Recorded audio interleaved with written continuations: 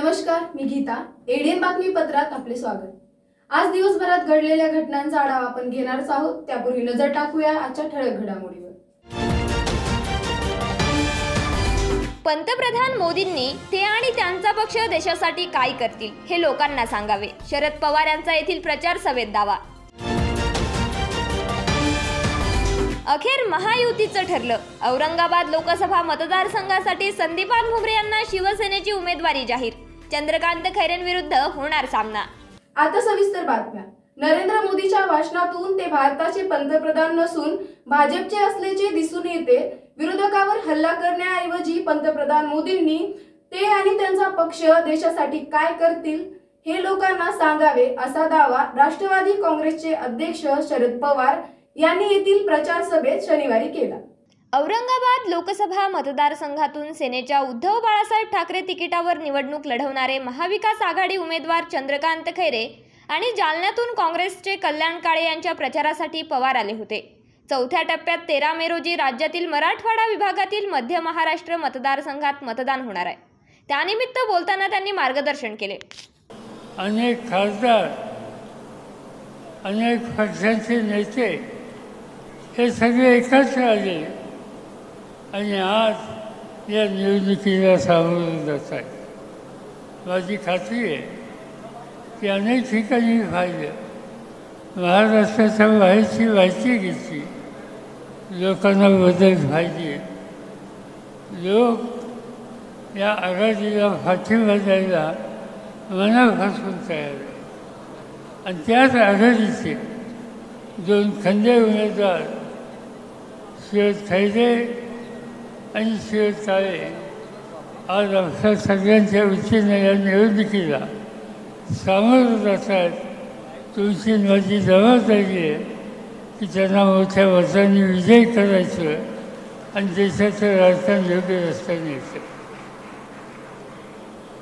मी इथे यायच्या आधी मोदी साहेबांचं भाषण ऐकत होतो. ते आज मला सांगायचं आणि सवन भाषणामध्ये त्यांनी सांगितलं काय, हे भाषण असो, याच्या आधीचं भाषण असो, अन्य राज्याची भाषणं असो, अपेक्षा अशी असते की देशाचा प्रधानमंत्री हा संबंध देशाचा असतो. यांची भाषणं ऐकली, यांचे विचार समजून घेतले तर एक गोष्ट स्पष्ट होते की हे संबंध देशाचे प्रधानमंत्री नाही, ते भाजपचे प्रधानमंत्री आहे. देशाचं नेतृत्व ही करण्याची जबाबदारी त्यांच्यावर आहे. त्यांनी राष्ट्रीय दृष्टिकोन ठेवावा लागतो. मतभिन्नता असू शकते, पण राष्ट्रीय दृष्टिकोन याची राष्ट्रीय गरज असते. आज मोदी कुठेही गेल्याच्या नंतर आपण राष्ट्राचे प्रतिनिधी आहोत, राष्ट्रीय दृष्टिकोन ठेवला पाहिजे याचं विस्मरण त्यांना होतं आणि ते सातत्यानं कधी नेहरूंच्या टीका करत, कधी राहुल गांधींच्या टीका करत, कधी माझ्यावर टीका करत, कधी आघाडीवर टीका करत. या निवडणुकीच्या निमित्तानं तुम्ही प्रधानमंत्री आहात, तुम्ही काय करणार हे देशाला सांगा. आज या देशाचे प्रधानमंत्री त्यांची मानसिकता काय हे या निमित्तानं स्पष्ट होतं. जातात राज्यामध्ये अनेक गोष्टी सांगतात. आश्वासनामागे आश्वासन सांगितलं त्यांनी की माझ्या हातात सत्ता द्या, 50 दिवसाच्या आत मी महागाईचा खर्च सोडवतो. महागाईचा खर्च सोडवला, कशाच्या किमती केल्या. आज त्यांनी सांगितलं 50 दिवसाच्या आत मी पेट्रोल, डिझेल, गॅस या सगळ्याच्या किमती 50% कमी केली. नाही करता उलट्याच्या किमती वाढल्या. इथं आमच्या आया बहिणी बसल्यात, त्यांना सांगितलं त्यांनी की गॅसच्या किमती मी कमी करणार, त्या दुप्पट केल्या. आज संसार चालवणं हे भगिनींना उघड झालं. आणि त्याचं महत्त्वाचं कारण जीवनावश्यक वस्तूंच्या किमती या सगळ्या गोष्टींच्या संदर्भात या प्रधानमंत्र्यांनी त्यांच्या सरकारने काहीही पावलं टाकली नाहीत. आपल्याला संकटामध्ये टाकण्याचं काम केलं. अखेर महायुतीचं ठरलं. शिवसेनेच्या वतीने संदीप पानभुमरे यांना उमेदवारी जाहीर करण्यात आली असून या संदर्भात शिवसेनेकडून पत्रकाद्वारे घोषणा करण्यात आली. त्यामुळे या लोकसभा मतदारसंघात आता चंद्रकांत खैरे विरुद्ध संदीप पानभुमरे आणि इम्तियाज जलील अशी तिरंगी लढत होणार आहे. शिवसेना भाजप यांच्या युतीत हा मतदारसंघ नेहमी शिवसेनेकडे राहिलेला आहे. यावेळी मात्र भाजपकडून देखील या जागेवर आपला दावा सांगितला जात होता. केंद्रीय राज्यमंत्री भागवत कराड, कॅबिनेट मंत्री अतुल सावे हे देखील लोकसभेसाठी इच्छुक होते. त्यामुळे या जागेवर उमेदवाराची घोषणा करणे टाळले जात होते. तर महायुतीत तिढा देखील निर्माण झालेला होता. दरम्यान आता संदीप पानभुमरे यांच्या नावावर मात्र मुख्यमंत्री एकनाथ शिंदे यांनी शिक्कामोर्तब केला असल्याची माहिती समोर येत आहे. संदीप पानभुमरे हे पैठण तालुक्याचे आमदार आहेत.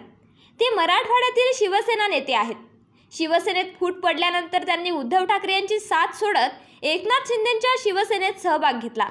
सध्या एकनाथ शिंदे यांच्या नेतृत्वातील सरकारमध्ये रोजगार हमी आणि फलसंवर्धन मंत्रालयाचे मंत्री आहेत आणि त्यांच्यावर मालमत्तेबाबत आणि पदाच्या गैरवापराबाबत असे अनेक गंभीर आरोप देखील लागलेले आहेत. त्यावरून आता या औरंगाबाद लोकसभा मतदारसंघात आता चंद्रकांत खैरे विरुद्ध संदीप पानभुमरे आणि इम्तियाज जलील अशी तिरंगी लढत होणार असल्याचे म्हटले जात आहे. माहितीच्या प्रचार कार्यालयाचे उद्घाटन प्रसंगी मनसे प्रमुख राज ठाकरे यांच्या फोटोवरून झालेल्या प्रकारात मोठी चूक झाल्याचे मंत्री संदीप पानभुमरे यांनी कबूल केले असून त्यांनी याबाबत जाहीर दिलगिरी व्यक्त करत प्रकारावर पडदा पाडण्याचा प्रयत्न केला. राहिला विषय स्तंभपूजनाचा. स्तंभपूजनात थोडीफार गडबड झाली, थोडीफार म्हणण्यापेक्षा मोठी झाली. कारण काय कधी कधी कार्यकर्त्याकडून चुका होत असतात. मुद्दा म्हणून कोणी चूक करीत नाही, पण जी काही चूक झाली त्याच्याबद्दल मी स्वतः दिलगिरी व्यक्त करतो. अशा चुका कधी होणार नाही. कारण राजसाहेबांचं आमचं खूप एकामेकावर प्रेम आहे. तुम्हाला जरी दिसत नसेल पण कधी मध्ये आमची भेट होती. आम्ही एकामेकाला बोलतो. चितलागी साहेब आहे, चितलागी साहेब साक्षीदार आहे. आणि म्हणून मला सांगायचं की राजसाहेबांच्या हाताखाली आम्ही काम केलेले. राजसाहेबाला मी स्वतः कारखान्याचा चेअरमन झाल्याच्या नंतर मुली टाकायला आणलं होतं नांदगाववर.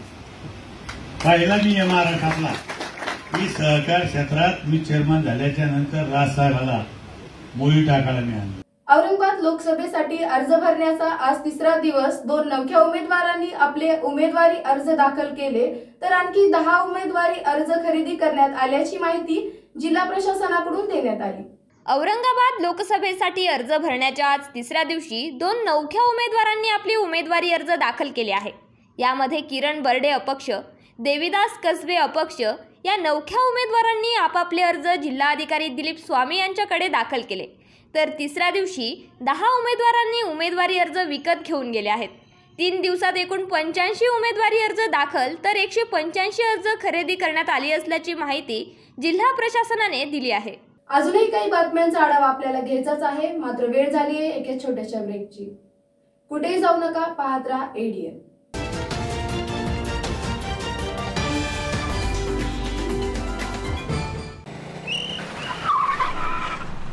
मस्त मास्क पहना रे तूने. Thank you sir. वो जान बचाने के लिए पहनना पड़ता है ना सर. रेडीमेड है या टेलर मेड है? ऑनलाइन ऑर्डर किया है सर. एक और है ना सर. देना. बहुत मस्त लगे आपको. ये ना सर. सर ना भाई, जान बचाने के लिए बाइक चलाते वक्त सिर्फ खोपड़े पे मास्क पहनेगा तो खोपड़े को कौन बचाएगा? समझ गया सर. हेलमेट ऑनलाइन ऑर्डर कर, वरना हमेशा के लिए ऑफलाइन हो सकता है. Okay sir. ये ले.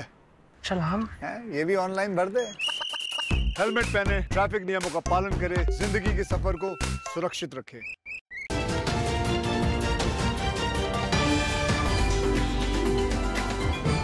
ब्रेक नंतर स्वागत. वेरूळच्या घाटामध्ये वन परिसरामध्ये औषधांचा मोठ्या प्रमाणात साठा आढळून आल्यामुळे खळबळ उडाली आहे. या बायोमेडिकल वेस्टेजमुळे वन विभागाचा कारभार उघडकीस आला आहे.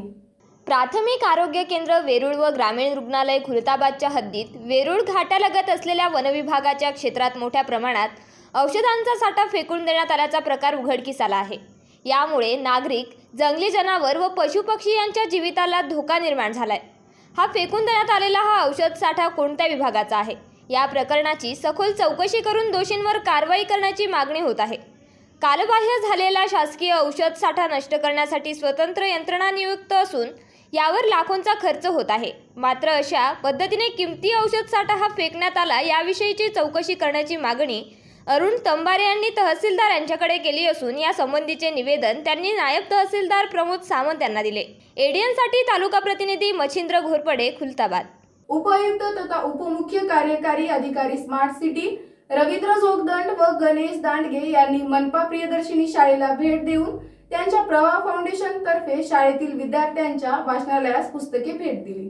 उपआयुक्त तथा उपमुख्य कार्यकारी अधिकारी स्मार्ट सिटी रवींद्र जोगदंड व गणेश दांडगे यांनी मनपा प्रियदर्शिनी शाळेला भेट देऊन शाळेमध्ये सुरू असलेल्या अनेक उपक्रमाची प्रशंसा केली। त्यांच्या प्रवाह फाउंडेशन तर्फे शाळेतील विद्यार्थ्यांच्या वाचनालयास पुस्तके भेट दिली। स्पर्धा परीक्षेतून पुढे मोठ्या पदावर गेलेल्या अधिकाऱ्यांनी एकत्र येऊन प्रवाह फाउंडेशन नावाची संस्था निर्माण केलेली आहे। आजपर्यंत 35 ठिकाणी या फाउंडेशनच्या मदतीने विद्यार्थ्यांना आवश्यक असणाऱ्या गोष्टी पुरवण्याचे काम केले आहे। महाराष्ट्रातील विविध क्षेत्रात काम करणारे अधिकारी व उच्च शिक्षित खाजगी क्षेत्रात उच्च पदावर काम करणाऱ्या तरुणांनी निर्माण केलेली ही चळवळ आहे। संपूर्ण महाराष्ट्रभर विशेष करून जिल्हा परिषद व मनपा शाळेतील विद्यार्थ्यांना शालेय उपयोगी साहित्य, त्यामध्ये स्कूल बॅग, गरीब विद्यार्थ्यांना बूट, शाळेत मुलींसाठी स्वतंत्र शौचालय नसल्यास त्यासाठीही फाउंडेशनतर्फे निधी देण्यात आला आहे। या फाउंडेशनने आज शहरातील मनपा प्राथमिक व माध्यमिक तथा CBSE विद्यालय प्रियदर्शिनी येथे विद्यार्थ्यांना आवश्यक अशा स्पर्धा परीक्षांचे पुस्तके भेट दिली।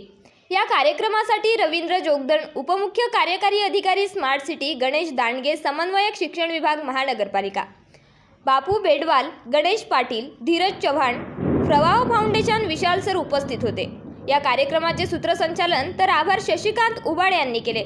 महिला मतदार मतदान करणार या घोषवाक्यानुसार जिल्ह्यातील सर्व महिला मतदारांनी आपण मतदान करणारच असा निर्धार करावा, असे आवाहन जिल्हाधिकारी तथा जिल्हा निवडणूक अधिकारी दिलीप स्वामी यांनी केले। वंदे मातरम सभागृहात आज महिला बचत गटाचा मतदार जनजागृतीबाबत मेळावा पार पडला। यात जिल्हा अधिकारी तथा जिल्हा निवडणूक अधिकारी दिलीप स्वामी, स्वीप नोडल अधिकारी सुदर्शन तुपे, मनपा उपायुक्त पांढरे, जिल्हा ग्रामीण विकास यंत्रणा प्रकल्प संचालक अशोक शिरसे, स्वप्नील सरदार, माहिती अधिकारी डॉक्टर मीरा ढास तसेच तालुका समन्वयक, महिला बचत गट सदस्य, बचत गटाच्या प्रमुख यांची मेळाव्यास उपस्थिती होती। महिला बचत गटांच्या या मेळाव्यात कीर्तन, पथनाट्य व विविध उपक्रमातून मतदान जागृतीचे कार्यक्रम सादर करण्यात आले। प्रास्ताविक अशोक शिरसे यांनी केले। स्वीपचे नोडल अधिकारी सुदर्शन तुपे यांनीही मनोगत व्यक्त केले, तर आभार प्रदर्शन प्रकल्प समन्वयक सुचिता खोतकर यांनी केले।